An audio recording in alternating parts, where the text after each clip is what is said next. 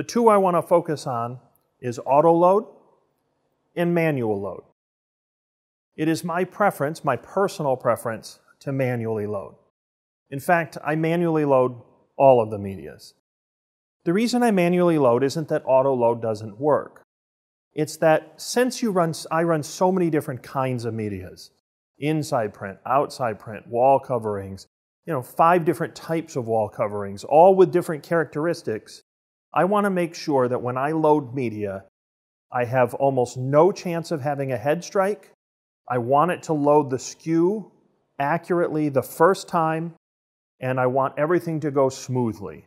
For me, because of the variety of media that I load, I manually load everything. I find that the manual load feature allows me to lift the pinch rollers, feed the media through, and then have it go exactly where I want it to go before I drop the lever and tell it what kind of media it is.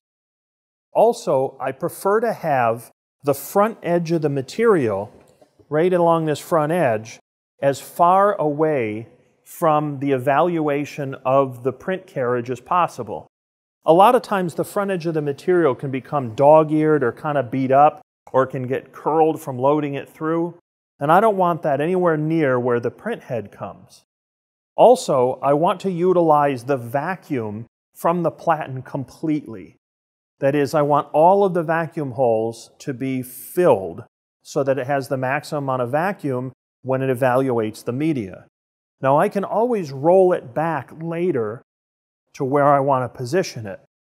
But during the load-in process, I want to make sure that the front edge of the material is not near where the carriage comes across, and determine where the edge is, and then also determines the width of the material.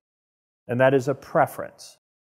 Also, I tend to cut the material, which you can sort of notice in here, into a little bit of a curve. That is, this edge here curves out so that the apex of the curve is right in the middle.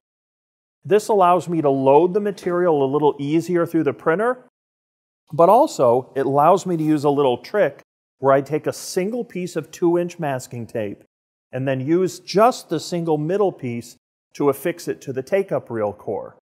That way I have just one piece. It's just one quick little strip that wraps it around the take-up reel, and that allows it to go on there with no fuss if you're trying to attach it to the take-up while it's printing, which is an option.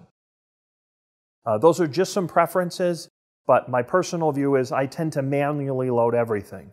The only thing I don't manually load is when I'm using the feeder for fabrics. In that case, there's actually an option for that.